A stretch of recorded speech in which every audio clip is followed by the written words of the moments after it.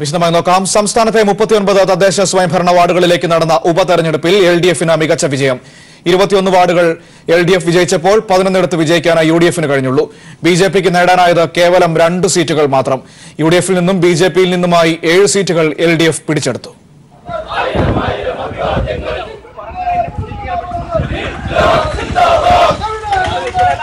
തദ്ദേശ സ്വയംഭരണ വാർഡുകളിലേക്ക് നടന്ന ഉപതെരഞ്ഞെടുപ്പിൽ LDF-ന് തകർപ്പൻ വിജയം. 39-ൽ 21 വാർഡുകളിൽ LDF വിജയിച്ചു. 7 വാർഡുകൾ UDF-ൽ നിന്നും BJP-യിൽ നിന്നും കൂടി പിടിച്ചെടുത്തു. തൃശൂർ, എറണാകുളം, പാലക്കാട്, കാസർഗോഡ് ജില്ലകളിൽ തെരഞ്ഞെടുപ്പ് നടന്ന വാർഡുകളിലെല്ലാം LDF വിജയിച്ചു. UDF 11 സീറ്റുകളിലാണ് വിജയിച്ചത്. BJP-യും SDPI-യും 2 വീതം സീറ്റുകളിലും വിജയിച്ചു. 3 സ്വതന്ത്രരും വിജയിച്ചു. തൃശൂർ ജില്ലയിൽ ഉപതെരഞ്ഞെടുപ്പ് നടന്ന 5 ഇടങ്ങളിലും LDF വെന്നിക്കൊടി പാറിച്ചു. പറപ്പൂക്കര, പള്ളം വാർഡ് BJP-യിൽ നിന്നും പിടിച്ചെടുത്തു. എറണാകുളം ജില്ലയിലെ 5 ഇടങ്ങളിലും LDF വിജയം കൈവരിച്ചു. തൃപ്പൂണിത്തുറ നഗരസഭ 49ാം ഡിവിഷൻ UDF-ൽ നിന്ന് LDF പിടിച്ചെടുത്തു. LDF-ന് ഇവിടെ 843 വോട്ടും UDF-ന് 393 വോട്ടുമാണ് ലഭിച്ചത്. പത്തനംതിട്ട നഗരസഭ 10ാം വാർഡിൽ BJP-ക്ക് 12 വോട്ടാണ് ലഭിച്ചത്. പന്തളത്താവട്ടെ 7 വോട്ടും. കോഴിക്കോട് പേരാമ്പ്ര ബ്ലോക്ക് പഞ്ചായത്ത് പലേരി ഡിവിഷനിലേക്ക് നടന്ന ഉപതെരഞ്ഞെടുപ്പിൽ LDF സീറ്റ് നിലനിർത്തി. 1192 വോട്ടിന്റെ ഭൂരിപക്ഷമാണ് ഇവിടെ LDF-ന് ലഭിച്ചത്. BJP-ക്കാവട്ടെ കഴിഞ്ഞ തവണ ലഭിച്ചതിനേക്കാൾ 500 വോട്ടിന്റെ കുറവും ഉണ്ടായി. ആലപ്പുഴയിൽ UDF-ന്റെ 2 സീറ്റുകൾ BJP പിടിച്ചെടുത്തു. കാവാലം, തകഴി പഞ്ചായത്തുകളിലാണ് UDF-ന് തിരിച്ചടി നേരിട്ടത്. LDF സർക്കാർ അധികാരത്തിൽ വന്ന ശേഷം നടന്ന 12 ഉപതെരഞ്ഞെടുപ്പുകളിലും LDF വിജയം ആവർത്തിക്കുകയായിരുന്നു. News bureau, Thiruvananthapuram. ശബരിമല വിഷയത്തിൽ BJP കേരള ഘടകത്തിൽ പൊട്ടിത്തെറി. ശബരിമലയിൽ സമരം നിർത്താനുള്ള സംസ്ഥാന നേതൃത്വത്തിന്റെ തീരുമാനത്തിനെതിരെ രൂക്ഷ വിമർശനവുമായി V. മുരളീധരൻ MP. സമരം ഒത്തുതീർപ്പാക്കാൻ ആത്മാഭിമാനമുള്ള ഒരു BJP പ്രവർത്തകനും സമ്മതിക്കില്ലെന്ന് V. മുരളീധരൻ കോഴിക്കോട് പറഞ്ഞു.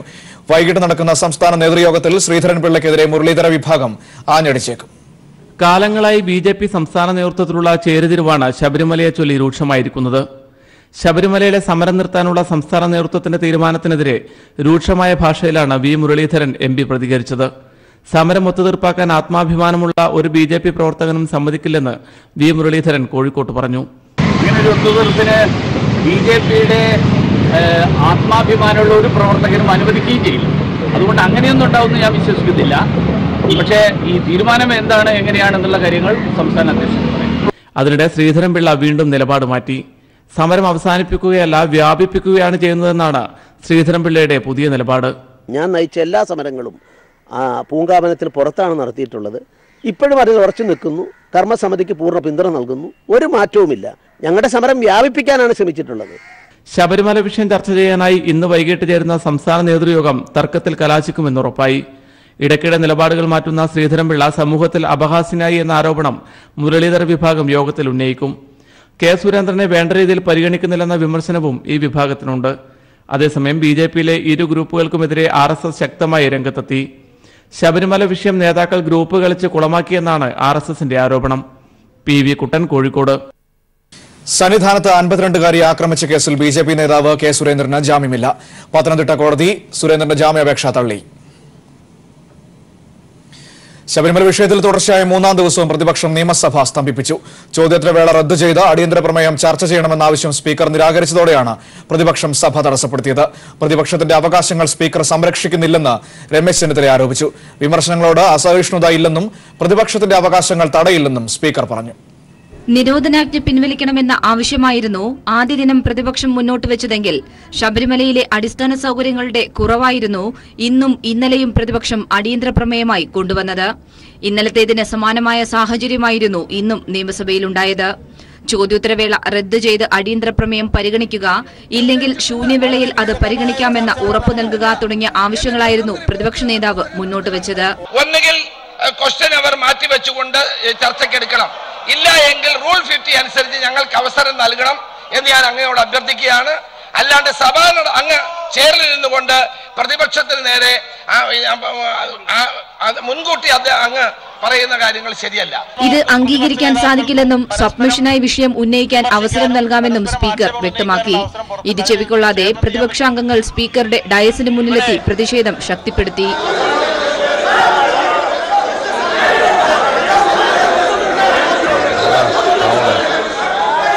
വിമർശനങ്ങളോട് അസഹിഷ്ണുതയില്ലെന്നും പ്രതിപക്ഷത്തിന്റെ അവകാശങ്ങൾ തടയില്ലെന്നും സ്പീക്കർ വ്യക്തമാക്കി. പ്രതിപക്ഷത്തിന്റെ അവകാശങ്ങൾ സംരക്ഷിക്കുക എന്ന് പറഞ്ഞാൽ അത് ചട്ടങ്ങൾക്ക് വിധേയമായിട്ടേ സാധിക്കൂ. ശബരിമല വിഷയം കേരള നിയമസഭ സമഗ്രമായി ചർച്ച ചെയ്തു എന്നാണ് സ്പീക്കറുടെ അഭിപ്രായം. അത് സ്പീക്കറുടെ സ്വബോധ്യമാണ്, സ്പീക്കറുടെ തീരുമാനമാണ്. ആ വിഷയം വീണ്ടും വീണ്ടും ചർച്ച ചെയ്യാനുള്ള ഒരു പ്രസക്തി വന്നിട്ടില്ല എന്നാണ് എൻ്റെ ബോധ്യം. സ്പീക്കറുടെ കാഴ്ച മറയ്ക്കുന്ന തലത്തിലേക്ക് പ്രതിപക്ഷത്തിന്റെ പ്രതിഷേധം കടന്നപ്പോൾ ചോദ്യോത്തരവേളയും സബ്മിഷനും ശ്രദ്ധ ക്ഷണിക്കലും റദ്ദാക്കി സഭ വേഗത്തിൽ പിരിയുകയായിരുന്നു. News bureau, Thiruvananthapuram. ശബരിമലയിലെ അന്നദാന വിതരണത്തിൽ ഹൈക്കോടതി നിർദ്ദേശപ്രകാരമുള്ള നടപടികൾ മാത്രമാണ് സ്വീകരിച്ചിരിക്കുന്നതെന്ന് Devaswom board president A Padmakumar. സത്യസന്ധമായ രീതിയിൽ തന്നെയാണ് നടപടികളെന്നും ദേവസ്വം ബോർഡ് പ്രസിഡന്റ് വ്യക്തമാക്കി. ഹൈക്കോടതി ഈ അന്നദാനവുമായി ബന്ധപ്പെട്ട ഒരു വിധി പറഞ്ഞിട്ടുണ്ട്. ഈ വിധിയുടെ അടിസ്ഥാനത്തിൽ മാത്രമേ നമുക്ക് കാര്യങ്ങൾ ചെയ്യാൻ വേണ്ടി കഴിയുള്ളൂ. അപ്പം നമുക്ക് ദേവസ്വം ബോർഡിനെ സംബന്ധിച്ച് ഇപ്രാവശ്യം ശബരിമല, നിലയ്ക്കൽ, പമ്പ, എരുമേലി, പന്തളം, ചെങ്ങന്നൂർ ഈ കേന്ദ്രങ്ങളിൽ അന്നദാനം നടത്തുന്നതിന് വേണ്ടിയിട്ടാണ് നിശ്ചയിച്ചിട്ടുള്ളത്.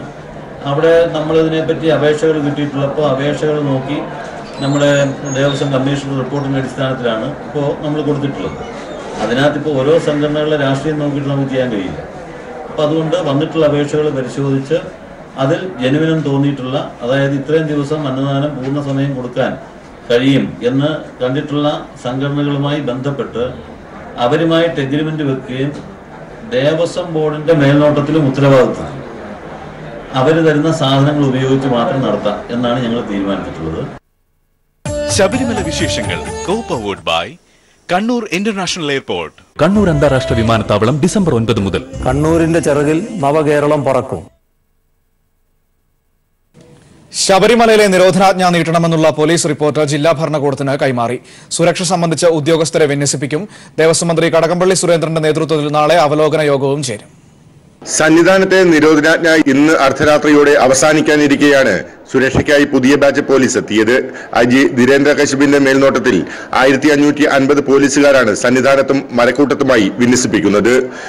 സന്നിധാനത്തെ ചുമതല SP-മാരായ കറുപ്പുസ്വാമി, KE ബൈജു എന്നിവരുടെ നേതൃത്വത്തിലും മരക്കൂട്ടത്ത് SP KE അജിക്കുമാണ് ചുമതല. ഇവരെ കൂടാതെ 15 DYSP-മാരും 35 സർക്കിൾ ഇൻസ്പെക്ടർമാരും 125 CI-മാരും 125 SI-മാരും ഉണ്ട്. 1375 പോലീസുകാർക്ക് പുറമെ rapid action force, NDRF, commandos വിഭാഗങ്ങളും സുരക്ഷയ്ക്കായുണ്ട്. ഇന്ന് രാവിലെ മുതൽ തന്നെ തീർത്ഥാടകരുടെ നല്ല തിരക്കാണ് സന്നിധാനത്ത് അനുഭവപ്പെട്ടത്. നാളെ മണ്ഡല ഉത്സവം ക്രമീകരണങ്ങൾ വിലയിരുത്താൻ ദേവസ്വം മന്ത്രി കടകംപള്ളി സുരേന്ദ്രൻ യോഗം വിളിച്ചു ചേർത്തിട്ടുണ്ട്. രാവിലെ 9 നടക്കുന്ന യോഗത്തിൽ വിവിധ വകുപ്പ് ഉദ്യോഗസ്ഥന്മാരും ദേവസ്വം ഉദ്യോഗസ്ഥന്മാരും പങ്കെടുക്കും. ദേവസ്വം പ്രസിഡന്റ് എ പത്മകുമാർ സന്നിധാനം കേന്ദ്രീകരിച്ച് നിർദ്ദേശങ്ങൾ നൽകുന്നുണ്ട്. രാത്രി 10:50 അരിവരാസനം പാടി 11 മണിക്ക് നടയടയ്ക്കും. News bureau, Sannidhanam. സംസ്ഥാനത്ത് വിവിധ തദ്ദേശ സ്വയംഭരണ സ്ഥാപനങ്ങളിലേക്ക് നടന്ന ഉപതെരഞ്ഞെടുപ്പിൽ തൃശൂർ ജില്ലയിൽ ഉപതെരഞ്ഞെടുപ്പ് നടന്ന 5 സീറ്റുകളിലും LDF-ന് ഉജ്ജ്വല വിജയം. കേരള ജനത BJP-ക്കെതിരാണ് എന്ന് തെളിയിക്കുന്നതായി തൃശൂർ ജില്ലയിൽ പറപ്പൂക്കര പഞ്ചായത്തിലെ പള്ളം വാർഡിൽ നടന്ന ഉപതെരഞ്ഞെടുപ്പ്. BJP-യുടെ സിറ്റിംഗ് സീറ്റായ ഇവിടെ LDF സ്ഥാനാർത്ഥി PJ സിബി വിജയിച്ചു. കഴിഞ്ഞ തിരഞ്ഞെടുപ്പുകളിൽ എല്ലാം BJP വിജയിച്ച പള്ളം വാർഡാണ് LDF പിടിച്ചെടുത്തത്. ശബരിമല വിഷയത്തിൽ BJP നടത്തുന്ന വർഗീയ അഴിഞ്ഞാട്ടത്തിനുള്ള മറുപടി കൂടിയായി ഈ വിജയം മാറി.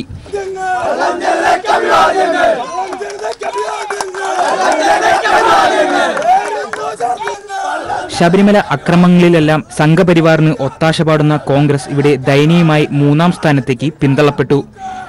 BJP-യുടെ കുത്തക സീറ്റായ പള്ളം പിടിച്ചെടുത്തതിലൂടെ സംസ്ഥാന രാഷ്ട്രീയത്തിൽ ശബരിമല വിഷയം മുതലെടുത്ത് BJP കളിച്ച രാഷ്ട്രീയ നാടകം കേരളത്തിലെ പ്രബുദ്ധ ജനത തള്ളിക്കളഞ്ഞിരിക്കുകയാണ്. LDF സ്വതന്ത്ര സ്ഥാനാർത്ഥിയായ PJ സിബി 161 വോട്ടിന്റെ ഭൂരിപക്ഷത്തിലാണ് ജയിച്ചു കയറിയത്. ഈ തെരഞ്ഞെടുപ്പിൽ LDF-ന്റെ വോട്ട് ഒരുപാട് വർദ്ധിച്ചു. 179 വോട്ടാണ് 2015 തെരഞ്ഞെടുപ്പിൽ ഈ വാർഡിൽ നിന്ന് ലഭിച്ചത്. ഈ തെരഞ്ഞെടുപ്പിൽ 571 വോട്ടായിട്ട് ആ വോട്ട് വർദ്ധിച്ചു. ഇരിങ്ങാലക്കുട 2ാം വാർഡിലേക്ക് നടന്ന തിരഞ്ഞെടുപ്പിൽ LDF സ്ഥാനാർത്ഥി KM കൃഷ്ണകുമാർ വിജയിച്ചു. 85 വോട്ടിന്റെ ഭൂരിപക്ഷത്തിനാണ് വിജയം. കടവല്ലൂർ 5ാം വാർഡിലേക്ക് നടന്ന തിരഞ്ഞെടുപ്പിൽ LDF സ്ഥാനാർത്ഥി KV രാജൻ വിജയിച്ചു. 149 വോട്ടിന്റെ ഭൂരിപക്ഷത്തിലാണ് വിജയം. വള്ളത്തോൾ നഗർ ഗ്രാമപഞ്ചായത്ത് ഉപതെരഞ്ഞെടുപ്പിൽ 343 വോട്ടുകൾക്ക് LDF വിജയിച്ചു. ചേലക്കര ഗ്രാമപഞ്ചായത്ത് ഉപതെരഞ്ഞെടുപ്പിൽ 121 വോട്ടുകൾക്ക് LDF വിജയിച്ചു. ശബരിമല വിഷയത്തിൽ വർഗീയതയ്ക്കും അക്രമങ്ങൾക്കുമായി തൃശൂർ ജില്ലയിൽ അഴിഞ്ഞാടിയ BJP ജനമനസ്സുകളിൽ നിന്ന് പൂർണ്ണമായും പുറന്തള്ളപ്പെട്ടു എന്നതിന്റെ ഉത്തമ ഉദാഹരണമായി തൃശൂർ ജില്ലയിലെ ജനവിധി. News bureau, Thrissur. സർക്കാരിന് അനുകൂലമായി ജനങ്ങൾ ചിന്തിക്കുന്നുവെന്നതിന്റെ തെളിവാണ് തദ്ദേശ സ്വയംഭരണ സ്ഥാപനങ്ങളിലെ തെരഞ്ഞെടുപ്പ് ഫലമെന്ന് മന്ത്രി ഇ.പി. ജയരാജൻ. മാധ്യമപ്രവർത്തകർക്ക് സർക്കാർ വിലക്ക് ഏർപ്പെടുത്തിയിട്ടില്ലെന്നും സുഗമമായ പ്രവർത്തനത്തിന് വേണ്ട സാഹചര്യം ഒരുക്കുകയാണ് ചെയ്തിട്ടുള്ളതെന്നും മന്ത്രി പറഞ്ഞു. കേരള ഗവൺമെന്റ് നയങ്ങൾക്ക് അനുകൂലമായി കേരളത്തിലെ ജനങ്ങളെല്ലാം ചിന്തിച്ചുകൊണ്ടിരിക്കുന്നു എന്നുള്ളതിന്റെ തെളിവാണ് ഇപ്പോൾ വന്നിട്ടുള്ള ഈ തെരഞ്ഞെടുപ്പ് ഫലം. ഇനി കൂടുതൽ ജനപിന്തുണ ആർജിച്ചുകൊണ്ടിരിക്കുകയാണ്. ഇപ്പോൾ സമരം നടത്തിക്കൊണ്ടിരുന്നവർ അവസാനിപ്പിച്ചു, ഇവിടെ സെക്രട്ടേറിയറ്റിലേക്ക് വന്നു. മറ്റേവരിപ്പോൾ സമരം അന്വേഷിച്ച് നടക്കുകയാണ്. ആര്? UDF-കാർ. ഒരു നിയന്ത്രണങ്ങളുമില്ല. നിങ്ങൾക്ക് വളരെ സൗകര്യപ്രദമായും നല്ലതുപോലെ നിങ്ങൾക്ക് പരിപാടികളിൽ പങ്കെടുത്ത് റിപ്പോർട്ടുകൾ എഴുതി സന്ദേശങ്ങൾ നിങ്ങളെ മാധ്യമരംഗങ്ങളിൽ എത്തിക്കാനുള്ള എല്ലാ സൗകര്യങ്ങളും ഒരുക്കി കൊടുക്കുന്നതിന് വേണ്ടിയിട്ടുള്ള ഒരു നടപടി മാത്രമാണ് ഗവൺമെൻറ് സ്വീകരിച്ചത്. നിങ്ങൾക്കൊരു തരത്തിലുള്ള ബുദ്ധിമുട്ടുകളും ഉണ്ടാകില്ല. രാജ്യത്തിന്റെ സാമ്പത്തിക തകർച്ച മറച്ചുവെക്കാൻ മോദി സർക്കാർ GDP വളർച്ചയിൽ കൃത്രിമം നടത്തിയത് വിവാദത്തിൽ. GDP കണക്കാക്കുന്ന രീതിയിൽ മാറ്റം വരുത്തി നീതി ആയോഗിന്റെ പുതിയ നടപടിയാണ് സാമ്പത്തിക വിദഗ്ധരും രാഷ്ട്രീയ നേതൃത്വവും വിമർശനത്തിന് ഇടയാക്കിയത്. ഉപതെരഞ്ഞെടുപ്പ് ലക്ഷ്യമിട്ടാണ് മോദി സർക്കാരിന്റെ പുതിയ നടപടിയെന്ന് വിമർശിച്ച് പ്രതിപക്ഷ പാർട്ടികളും ശക്തമായ പ്രതിഷേധവുമായി രംഗത്തുണ്ട്. നരേന്ദ്രമോദി സർക്കാരിന്റെ കാലത്തെ GDP-യിൽ വളർച്ച കാണിക്കാൻ രേഖകളിൽ മാറ്റം വരുത്താൻ നീതി ആയോഗ് ശ്രമം നടത്തിയെന്ന റിപ്പോർട്ടുകൾക്ക് പിന്നാലെയാണ് ഇത് സംബന്ധിച്ച ചർച്ചകൾ വീണ്ടും ചൂടുപിടിക്കുന്നത്. കേന്ദ്ര സർക്കാർ 2 വർഷം മുൻപ് നടപ്പിലാക്കിയ നോട്ട് നിരോധനം രാജ്യത്തിന് കനത്ത സാമ്പത്തിക ആഘാതമുണ്ടാക്കിയെന്ന മോദി സർക്കാരിന്റെ മുൻ സാമ്പത്തിക ഉപദേഷ്ടാവ് അരവിന്ദ് സുബ്രഹ്മണ്യത്തിന്റെ പുറത്തിറങ്ങാനിരിക്കുന്ന പുസ്തകത്തിലെ വെളിപ്പെടുത്തലാണ് ഇപ്പോൾ ഏറെ ചർച്ചയായി മാറിക്കഴിഞ്ഞത്. നോട്ട് നിരോധനത്തിന് മുൻപുള്ള 6 പാദങ്ങളിൽ 8% സാമ്പത്തിക വളർച്ചാ നിരക്ക്. എന്നാൽ നോട്ട് നിരോധനത്തിന് ശേഷമുണ്ടായ കനത്ത ആഘാതം മൂലം തുടർച്ചയായ 7 പാദങ്ങളിൽ 6.8% ഇത് കുറയുകയും ചെയ്തു. ഇതിനിടയിലാണ് 7.3% GDP ഉയർന്നു വന്നത്. ഖനന മേഖലകളിലെ പുനഃപരിശോധനയിൽ വ്യത്യാസം കണ്ടെത്തിയതാണ് ഇതിന്മേൽ നീതി ആയോഗിന്റെ ന്യായീകരണവാദം. മോദി സർക്കാരിന്റെ മുൻ സാമ്പത്തിക ഉപദേഷ്ടാവ് അരവിന്ദ് സുബ്രഹ്മണ്യത്തിന്റെ നോട്ട് നിരോധനത്തിന് വിമർശിച്ചുള്ള വാക്കുകളും നീതി ആയോഗിന്റെ ന്യായീകരണവാദവും ഇതിനോടകം തന്നെ ദേശീയ തലത്തിൽ ചൂടേറിയ ചർച്ചകൾക്ക് വഴിയൊരുക്കി കഴിഞ്ഞു. National desk. ഇന്ത്യയും പാകിസ്ഥാനും തമ്മിലുള്ള വാഗ്വാദങ്ങൾ കൂടുതൽ ശക്തമാകുന്നു. തീവ്രവാദവും ചർച്ചയും ഒന്നിച്ചു പോകില്ലെന്ന് ഇന്ത്യൻ കരസേനാ മേധാവി ജനറൽ ബിപിൻ റാവത്ത് ആവർത്തിച്ചു. കർത്താർപൂർ ഇടനാഴിക്ക് പച്ചക്കൊടി എന്നത് ഉഭയകക്ഷി ചർച്ച നടക്കുന്നതിന്റെ സൂചനയല്ലെന്ന് വിദേശകാര്യമന്ത്രി സുഷമ സ്വരാജും വ്യക്തമാക്കിയിരുന്നു. അതേസമയം ഇന്ത്യയുമായി സമാധാനമാണ് പാകിസ്ഥാൻ ജനത ആഗ്രഹിക്കുന്നതെന്ന് പാക് പ്രധാനമന്ത്രി ഇമ്രാൻഖാൻ പ്രതികരിച്ചു. സമാധാനത്തിനായി നിങ്ങൾ ഒരു ചുവട് വയ്ക്കുമ്പോൾ ഞങ്ങൾ 2 ചുവട് വയ്ക്കുമെന്ന് പറഞ്ഞ പാകിസ്ഥാന്റെ നയങ്ങളിൽ വൈരുദ്ധ്യമുണ്ട്. അവരുടെ ഭാഗത്തു നിന്നുള്ള ഒരു ചുവട് പോസിറ്റീവ് ആവണം. അത് ഗ്രൗണ്ടിൽ പ്രതിഫലിക്കുന്നുണ്ടോ എന്ന് നോക്കാം. അതുവരെ നമ്മുടെ രാജ്യത്തിന് വ്യക്തമായ ഒരു നയമുണ്ട്. തീവ്രവാദവും ചർച്ചയും ഒന്നിച്ചു കൊണ്ടുപോകാനാവില്ല. ഇങ്ങനെയായിരുന്നു ഇന്ത്യൻ കരസേനാ മേധാവി ജനറൽ ബിപിൻ റാവത്തിന്റെ വാക്കുകൾ. പാകിസ്ഥാൻ ആതിഥേയത്വം വഹിക്കുന്ന സാർക്ക് ഉച്ചകോടിക്ക് ഇന്ത്യ പങ്കെടുക്കില്ലെന്ന് നേരത്തെ തന്നെ അറിയിച്ചിട്ടുണ്ട്. 2016 പാകിസ്ഥാനിൽ നടത്താനിരുന്ന സാർക്ക് ഉച്ചകോടിയും ഇന്ത്യ ബഹിഷ്കരിച്ചിരുന്നു. കർതാർപൂർ ഇടനാഴി വികസിക്കുന്നതോടെ മേഖലയിൽ സമാധാനം പുലരുന്നത് ഇന്ത്യ സ്വാഗതം ചെയ്യുന്നു. എന്നാൽ പാകിസ്ഥാനുമായുള്ള ഉഭയകക്ഷി ചർച്ചയ്ക്കില്ലെന്ന് വിദേശകാര്യമന്ത്രി സുഷമ സ്വരാജും വ്യക്തമാക്കിയിരുന്നു.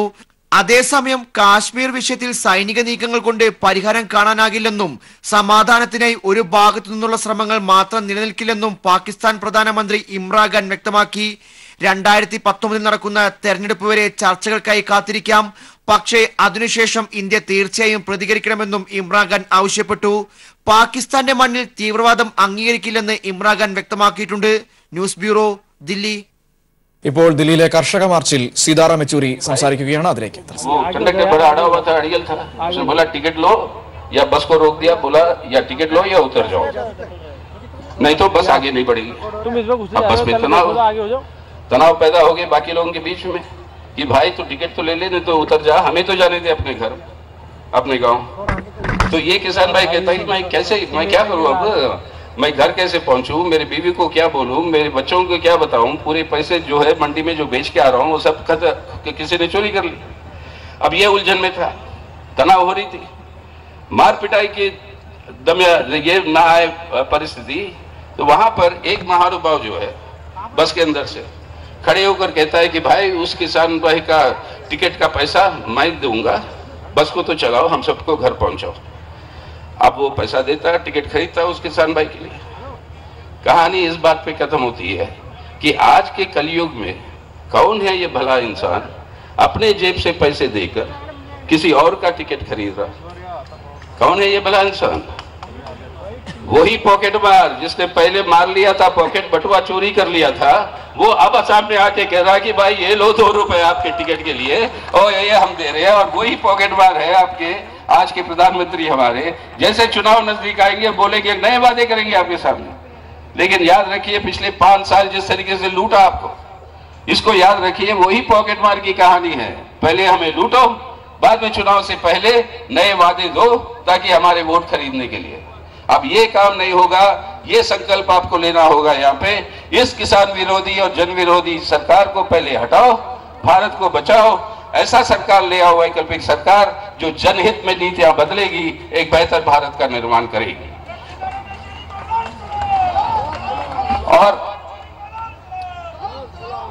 और आखिर में याद रखिए, पॉकेट मार जब काम करता है अकेले नहीं करता, उसका एक जुड़वा भाई होता है जो बचाने के लिए आ जाता है। कभी कभी अगर पकड़ा गया तो उसको बचाने की जरूरत है। तो यहाँ पर भी है, मोदी साहब है और साथ साथ अमित शाह साहब है, और ये दोनों मिलकर जिस तरीके की लूट मचाए हुए हैं आज, इससे देश को मुक्ति चाहिए, देश की जनता को मुक्ति चाहिए। तो आज भगत सिंह को हमारी सलामी देते हुए उन्हीं की याद में बगल में जब आए हम, उन्हीं तरीके से हम भी काम करेंगे। आज की हमारी आजाद हिंदुस्तान की सरकार को सुनाने के लिए एक हथियार जो हमारे हाथ में है, वो हथियार जिसके चलते हुए इस सरकार को हटाओ, एक ऐसी सरकार ले आओ जो नीतियां बदलेगी जनहित में, और उस सरकार के ऊपर भी दबाव लगाने के लिए सब तैयार रहना चाहिए हमें। यही बात कहते हुए मैं कहता हूं, सिंह साहब ये लाल झंडे हैं तो इनकलाबी लाल सलाम भी आ जाता है। हाँ, इनकलाबी लाल सलाम भी हमारे जज्बात से निकल ही जाती है। तो चलिए आज ये नारा हमारे साथ आप दीजिए।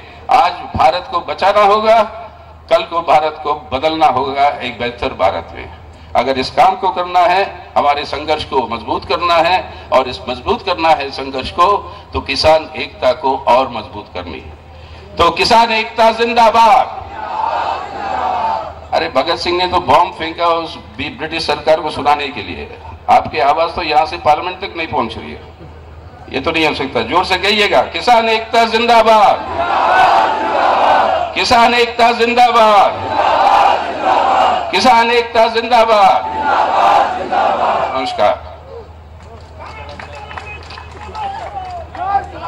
സംസാരിക്കുകയായിരുന്നു ദില്ലിയിലെ മഹാകർഷക റാലിയിൽ. അതിന്റെ തത്സമയ സംപ്രേഷണമാണ് കണ്ടത്.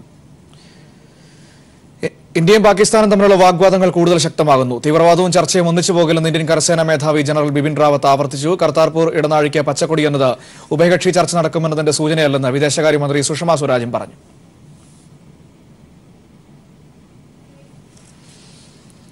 മുള്ളൻപന്നിയെ പിടിക്കാൻ തുരങ്കത്തിൽ കയറിയ യുവാവ് ശ്വാസം മുട്ടി മരിച്ചു. കാസർഗോഡ് പോസടിക്കുമ്പയിലാണ് ദുരന്തമുണ്ടായത്. 35 വയസ്സുകാരനായ നാരായണ നായിക് എന്ന രമേശനാണ് മരിച്ചത്. ഏറെ നേരം കഴിഞ്ഞിട്ടും പുറത്തെത്താതിരുന്നതിനെ തുടർന്ന് രമേശിനെ അന്വേഷിച്ച് തുരങ്കത്തിൽ പ്രവേശിച്ച 4 സുഹൃത്തുക്കൾക്കും ശ്വാസം മുട്ടൽ അനുഭവപ്പെട്ടു. ഇവരെ ഫയർഫോഴ്സ് രക്ഷപ്പെടുത്തി.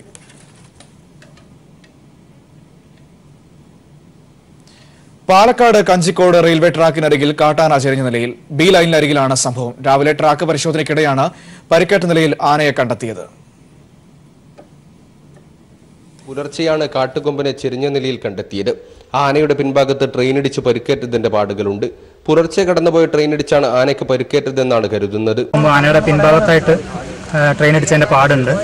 അതിനുശേഷം നേരെ താഴത്തേക്ക് ഒരു കുത്തനുള്ള ഇറക്കായതുകൊണ്ട് അതിൽ വീണ് നെഞ്ചിടിച്ച് മരിച്ചതാണെന്നാണ് ഇപ്പം ഡോക്ടർ പറയുന്നത്, വെറ്ററിനറി ഡോക്ടർ പറയുന്നത്.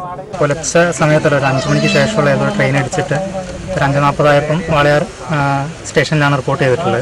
ഇടിച്ചു എന്ന് പറഞ്ഞിട്ടുള്ള റിപ്പോർട്ട് ചെയ്തിട്ടില്ല. അവർ ആനനെ കണ്ടു എന്ന് പറഞ്ഞ ട്രാക്കിൽ കണ്ടിട്ടുണ്ടെന്ന് പറഞ്ഞ് റിപ്പോർട്ട് ചെയ്തിട്ടുണ്ട്. പതിവായി ജനവാസ മേഖലയിൽ ഇറങ്ങുന്ന കാട്ടാനയാണ് ചെരിഞ്ഞത്. അവിടെ പുറത്തേക്ക് ഇറങ്ങുന്ന ആനയിൽ പെട്ടത് തന്നെയാണ്. നമ്മൾ ഐഡന്റിഫൈ ചെയ്തുള്ള കുറച്ച് ആനകളിൽ പെട്ട ഒരു ആനയാണ്. അവിടെ പിന്നെ കൃഷിസ്ഥലങ്ങൾ അടുത്തുള്ളത് കൊണ്ട് അത് അവിടേക്ക് വന്ന ആന തിരിച്ചു പോകുന്ന വഴി അങ്ങനെ എന്തോ പെട്ടതാണെന്നാണ് തോന്നുന്നത്. കാട്ടാനക്കൂട്ടം പതിവായി റെയിൽവേ ട്രാക്ക് മുറിച്ചു കിടക്കുന്ന മേഖലയായതിനാൽ ട്രെയിനുകൾക്ക് ഇവിടെ വേഗ നിയന്ത്രണമുണ്ട്. 2016 നവംബറിലും ഇതിന് തൊട്ടടുത്തായി കാട്ടുകൊമ്പൻ ട്രെയിനിടിച്ച് ചെരിഞ്ഞിരുന്നു. News bureau, Palakkad. പ്രളയക്കെടുതി നേരിടുന്നതിന് കേരളത്തിന് അധികമായി 2500 കോടി രൂപ സഹായം നൽകാൻ കേന്ദ്ര സർക്കാർ തീരുമാനമെന്ന് സൂചന. അധിക വിഹിതം നേരത്തെ നൽകിയ 600 കോടി രൂപയ്ക്ക് പുറമെയാണ്. കേന്ദ്ര ആഭ്യന്തരമന്ത്രി രാജ്നാഥ് സിംഗിന്റെ നേതൃത്വത്തിലുള്ള മന്ത്രിതല സമിതിയുടെ അംഗീകാരം ലഭിച്ച ശേഷമേ ഔദ്യോഗിക പ്രഖ്യാപനമുണ്ടാകൂ. ദുരന്തങ്ങൾ സംബന്ധിച്ച ഉന്നതതല സമിതി യോഗം അടിയന്തരമായി വിളിച്ചു ചേർത്ത് കേരളത്തിൽ സഹായം ലഭ്യമാക്കണമെന്നാവശ്യപ്പെട്ട് മുഖ്യമന്ത്രി പിണറായി വിജയൻ കേന്ദ്രമന്ത്രി രാജ്നാഥ് സിംഗിന് കത്തയച്ചിരുന്നു. ആഭ്യന്തര സെക്രട്ടറിയുടെ നേതൃത്വത്തിലുള്ള സമിതിയാണ് കേരളത്തിനുള്ള സഹായത്തിന്റെ കാര്യത്തിൽ തീരുമാനമെടുത്തത്. എന്നാൽ ഔദ്യോഗിക പ്രഖ്യാപനം നടത്തേണ്ടത് ആഭ്യന്തരമന്ത്രി രാജ്നാഥ് സിംഗിന്റെ നേതൃത്വത്തിലുള്ള ഉന്നത സമിതിയാണ്. 4800 കോടി രൂപ ആവശ്യപ്പെട്ട കേരളത്തിന് ഈ 2500 കോടി രൂപ കൂടി ലഭിച്ചാൽ 3100 കോടി രൂപ ആവുകയുള്ളൂ. ചരിത്രത്തിലെ തന്നെ ഏറ്റവും വലിയ ദുരന്തമായിരുന്നു കേരളത്തിലുണ്ടായിരുന്ന പ്രളയം. എന്നാൽ കേരള പുനർനിർമ്മാണത്തിന് കേന്ദ്ര സർക്കാരിൽ നിന്ന് ലഭിക്കേണ്ട ഒരു പരിഗണനയും കേരളത്തിന് ലഭിച്ചിരുന്നില്ല. 26,718 കോടി രൂപയുടെ നാശനഷ്ടമാണ് പ്രളയത്തിലുണ്ടായത്. പുനർനിർമ്മാണത്തിനായി 31,000 കോടി രൂപയും വേണം. എന്നാൽ ആദ്യം നൽകിയ 600 കോടിയിൽ 290.74 കോടി രൂപ അരിക്കും മണ്ണെണ്ണയ്ക്കും ഹെലികോപ്റ്ററിനുമായി തിരിച്ചടയ്ക്കണമെന്ന് കേന്ദ്രം ആവശ്യപ്പെട്ടിരുന്നു. വിമാനം എത്തിയതിന് മാത്രമായി ആവശ്യപ്പെട്ടത് 25 കോടി രൂപയാണ്. കേരളത്തിലെ പ്രളയക്കെടുതി സംബന്ധിച്ച അന്തിമ റിപ്പോർട്ട് സർക്കാർ കേന്ദ്രത്തിന് സമർപ്പിച്ചിട്ടുണ്ട്. പ്രളയ ദുരിതാശ്വാസ പ്രവർത്തനങ്ങൾക്കായി മുഖ്യമന്ത്രിയുടെ ദുരിതാശ്വാസ നിധിയിൽ ചൊവ്വാഴ്ച വരെ ലഭ്യമായ തുക 2633.18 കോടി രൂപയാണ്. ചെലവായത് 688.48 കോടിയും. ഇതിനു പുറമെ വീടുകളുടെ നാശനഷ്ടത്തിന് CMDRFിൽ നിന്നും 1357.78 കോടി രൂപയും ചെലവായിട്ടുണ്ട്. ദേശീയ ദുരന്ത നിവാരണ നിയമപ്രകാരം രൂപീകരിച്ച സംസ്ഥാന ദുരന്ത പ്രതികരണ നിധിയിൽ 987.73 കോടി രൂപയാണ് ലഭ്യമായിട്ടുള്ളത്. ഇതിൽ 586.4 കോടി രൂപ ചെലവായിട്ടുണ്ട്. 706.74 കോടി രൂപ കൂടി ലഭ്യമായാലേ നാളിതുവരെയുള്ള ബാധ്യത തീർക്കാനാവുകയുള്ളൂ എന്ന് മുഖ്യമന്ത്രി കഴിഞ്ഞ ദിവസം അറിയിച്ചിരുന്നു. News bureau, Delhi. റോഹിംഗ്യൻ അഭയാർത്ഥികളെ മ്യാൻമറിലേക്ക് നാടുകടത്താനുള്ള കേന്ദ്ര സർക്കാർ തീരുമാനത്തിനെതിരെയുള്ള പൊതുതാൽപര്യ ഹർജികളിൽ ജനുവരിയിൽ അന്തിമവാദം കേൾക്കും. ജാഫറുള്ളയും മുഹമ്മദുള്ളയും നൽകിയ 2 ഹർജികൾ പരിഗണിച്ച കോടതി അവധിക്ക് ശേഷം തീർപ്പ് കൽപ്പിക്കാമെന്ന് ഉത്തരവിട്ടു. Chief justice Ranjan Gogoi, justice Sanjay Kishan Kaul എന്നിവരുടെ 2 അംഗ ബെഞ്ചാണ് ഹർജി പരിഗണിച്ചത്. എന്നാൽ റോഹിംഗ്യൻ അഭയാർത്ഥികളെ മ്യാൻമറിലേക്ക് തിരിച്ചയക്കണമെന്ന നിലപാടിലാണ് കേന്ദ്ര സർക്കാർ. സുപ്രീം കോടതിയിൽ സമർപ്പിച്ച സത്യവാങ്മൂലത്തിൽ അഭയാർത്ഥികളിൽ പലർക്കും തീവ്രവാദ ബന്ധമുണ്ടെന്ന് കേന്ദ്രം അവകാശപ്പെട്ടിട്ടുണ്ട്. പ്രമുഖ സഹകാരിയും ആദ്യകാല കമ്മ്യൂണിസ്റ്റ് പ്രവർത്തകനും സാംസ്കാരിക പ്രവർത്തകനുമായിരുന്ന കുമ്പങ്കല്ല് മുണ്ടക്കൽ MSM ലബ്ബ നിര്യാതനായി. 4 നൂറ്റാണ്ടോളം കാരിക്കോട് സഹകരണ ബാങ്ക് പ്രസിഡന്റായിരുന്നു. ഇടുക്കി ജില്ലാ സഹകരണ ആശുപത്രി സ്ഥാപകാംഗവും പ്രസിഡന്റുമായിരുന്നു. ഇടുക്കി ജില്ലാ സഹകരണ ബാങ്ക് ഡയറക്ടർ, ചെറുകിട വ്യവസായ അസോസിയേഷൻ ജില്ലാ president, match factory owners association സംസ്ഥാന പ്രസിഡന്റ് എന്നീ നിലകളിലും പ്രവർത്തിച്ചു. Kairali TV Kochi regional chief Salim Muhammad മകനാണ്. തങ്ങൾക്ക് കൈവന്നത് അഭിമാന നേട്ടമെന്ന് നടൻ ചെമ്പൻ വിനോദും സംവിധായകൻ ലിജോ ജോസ് പെല്ലിശ്ശേരിയും. ഗോവ അന്താരാഷ്ട്ര ചലച്ചിത്രമേളയുടെ പുരസ്കാരങ്ങൾക്ക് അർഹരായതിന്റെ സന്തോഷം പങ്കുവയ്ക്കുകയായിരുന്നു ഇരുവരും. 9ാമത് ഗോവ ചലച്ചിത്രോത്സവത്തിൽ മികച്ച നടനായി തെരഞ്ഞെടുത്തതിന്റെ സന്തോഷത്തിലായിരുന്നു ചെമ്പൻ വിനോദ്. ആദ്യമായി ഒരു മലയാള നടൻ രജത മയൂര പുരസ്കാരത്തിന് അർഹനായതിന്റെ അഭിമാനം ചെമ്പൻ വിനോദ് ഇങ്ങനെ പങ്കുവച്ചു. ഈ ഒരു അവാർഡ് ലിജോനോടൊപ്പം തന്നെ ഒരേ സ്റ്റേജിൽ ഏറ്റുവാങ്ങാൻ സാധിച്ചതിന് വളരെ സന്തോഷം. പിന്നെ മലയാള സിനിമയുടെ ഒരു ചരിത്ര മുഹൂർത്തത്തിൽ പങ്കാളിയാവാൻ എനിക്കും എൻ്റെ സുഹൃത്തിനും സാധിച്ചതും അതിലേറെ സന്തോഷം. ചെമ്പനേക്കാൾ ഒരുപടി അധിക സന്തോഷം തനിക്കുണ്ടെന്നായിരുന്നു മികച്ച സംവിധായകനായി തെരഞ്ഞെടുക്കപ്പെട്ട ലിജോ ജോസ് പെല്ലിശ്ശേരിയുടെ കമന്റ്. തങ്ങളുടെ കൂട്ടുകെട്ടിൽ ഇനിയും സിനിമകൾ പ്രതീക്ഷിക്കാമോ എന്ന ചോദ്യത്തിന് ലിജോ ജോസിന്റെ മറുപടി ഇതായിരുന്നു. അതിപ്പോ ചിലപ്പോൾ അടുത്ത സിനിമയിൽ ചെമ്പൻ ഉണ്ടായിക്കൊള്ളുന്നില്ല, അങ്ങനെ ഒരു കമ്മിറ്റ്മെന്റ് ഞങ്ങൾ തമ്മിലില്ല. ഈ മാ യൗ എന്ന ചിത്രത്തിലെ അഭിനയത്തിനായിരുന്നു ചെമ്പൻ വിനോദിനെ മികച്ച നടനുള്ള പുരസ്കാരത്തിന് അർഹനാക്കിയത്. ഈ ചിത്രമൊരുക്കിയ ലിജോ ജോസിനെ മികച്ച സംവിധായകനായും തെരഞ്ഞെടുക്കുകയായിരുന്നു. ചിത്രത്തിൽ